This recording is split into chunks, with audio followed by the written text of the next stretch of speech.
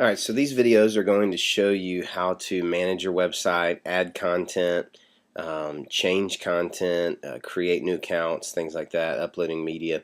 We'll cover these in a series of videos, but I want to start out by just showing you how to access the site. This is something that you can share with any of your volunteers that are going to be helping you with the website. But when you look at the website, down at the very bottom is some tan words, some copyrights, and on the end of it, it says admin login. If you click on admin login, it'll open up a new window and it's going to bring you to a login screen. This logs you in to your control panel, the back end of your website, so that you can make the changes. So you can log in with the information that I emailed you. And there's two tabs or two windows open depending on your browser, but now you've got your back end, which the public cannot see, and you've got the front, which is the public website. So the public can see this and everything that you add in there, and then this is the back end that only you can see, where all the magic happens and you make your changes. So let's just take a look around here and see what we've got. The first thing you'll notice very big in the middle of the page is the page structure, or the tree, or the layout, however you want to say that. And it consists of your main buttons. So you've got Home, About Us, Ministries, Store, Give, and Media. Those are your main buttons at the top of your page. Now, we've only created space for 6 buttons, but if you wanted to, you could create another one just by clicking Add Page, and we'll talk about that a little later. And once that showed up here, you would have a 7th button. But obviously doing that will mess up the page look because there's only space for 6. But when you create, or when I created these pages for you, setting it up, these were the buttons that we talked about. Then underneath these pages, which there's very few right now because I'm going to show you how to do that, but underneath that you can see the layout and the structure. So underneath About Us, we have a What We Believe page. Underneath Ministries, we have a Kids page. And you can keep expanding on these and putting as many as you want, and it'll add the buttons to the drop down and to the sidebar and all that stuff. So this is where you're going to spend most of your time, and to make changes to pages or to add pages. So that is your Pages tab. When you click on Pages, it'll bring you to this. Also, when you log in, it's going to bring you straight to this page. The second tab you see is Create New Account. And this is where you'll go to create a new account, a new login for a volunteer or a staff member at your church. Now, when you create those accounts for them, they won't see these tabs that you see. They will only see the Pages tab and the Having Trouble. But I've set you up as an administrator, and so you have a Create New Account tab. And when you click on that, you can just put in information here: username, password, confirm password, screen name, email address. Only the ones with red asterisks are required. I don't fill in beyond that when I'm doing it.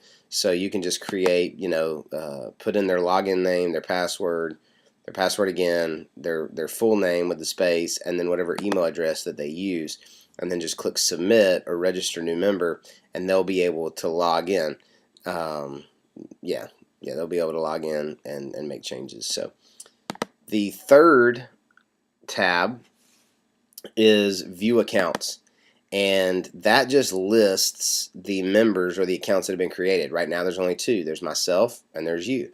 But as you create accounts for volunteers or staff members, those will grow, that list will grow, and then you can click on the name of of yourself or the person, and you can edit the information, change the password, all sorts of stuff there. So you do that by going to View Accounts. And then the last tab just says, are you having trouble? If so, send us an email. And this just opens up an email with my email address in there. So those 4 tabs is what you'll see when you log in. And like I say, you'll spend most of your time in Pages, and that is just creating these child pages and editing, making changes to pages. So let's take a look at how the back end works, and kind of the connection between the site and the control panel. On the home page, we see a couple things here. We see a logo, we see navigation, we see a slideshow, a video, some social icons, and 3 featured buttons. Okay. Now, let's say that you wanted to go in and make changes to the home page. So you say, oh, I want to add a slide to the slideshow, or I want to take away a slide, or I want to add a video, or change a featured button. All you'd have to do when you log in is go to the home page or the home link and just click on it. And when you do that, it's going to pull up a form which has all the information that the website is pulling. So let's just look at this one more time.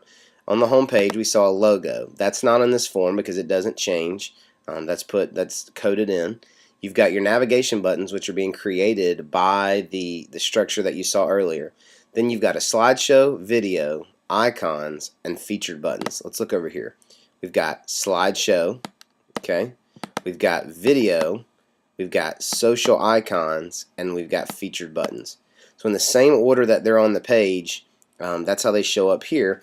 And whatever changes you make on your control panel, on your forms, is going to take effect on the front end of the website. So if you wanted to change the video, you would copy and paste that there, and we'll look at that in a second. If you wanted to change a slide, you would just hit the X and upload a new picture. If you wanted to add a new one, you could just hit a plus sign and add a new one. So anything that you do here will show up on the home page once you hit the submit button. Images, links, all that stuff. Okay, so once you click submit, that's going to take effect, and it'll bring you back to your pages list. All right. The home page form looks a little different than all the content secondary pages. Those pages have a much simpler form. All right, you see a title, window, a place for a top picture, and a place for a body, which right now just has some generic text. But on these pages, this is the What We Believe page, you see a title, a place for a picture, which is not uploaded right now. Actually, let's go to the ministries because that has one loaded. We see a title, a place for a picture, and then some text. So that form looks a little different, but all of your about and ministries and pages like that, they're going to have this form. And then lastly, the last kind of form that you're going to have is, let's go over here and look. The last kind of form you're going to have is to add media. And this form is the most extensive because we've set it up for you to be able to embed a video player window, to add an MP3 audio file for the podcast, to add a mobile video file from MP4. So these are some large files. And then you're going to put in sermon title information, artwork, and notes. So this form is the most extensive. We'll have a whole separate video just to cover media. But once you put all of that information in and click submit, it's going to create this archive for you for people to be able to watch videos, listen to audio, download notes, whatever that is. So those are the 3 different kind of forms that you'll be working with. And there again, anytime you want to make changes, you just find the page that you want to make changes to, click on the name, or if you wanted to create a new page, we'll look at that in another video, but you would just click Add Child Page, and it's going to bring up the same form. Okay, so that's going to get you familiar with the control panel. You can go ahead and log in, kind of start looking around, messing around a little bit, and getting comfortable, and then we'll shoot some more videos to get into more details.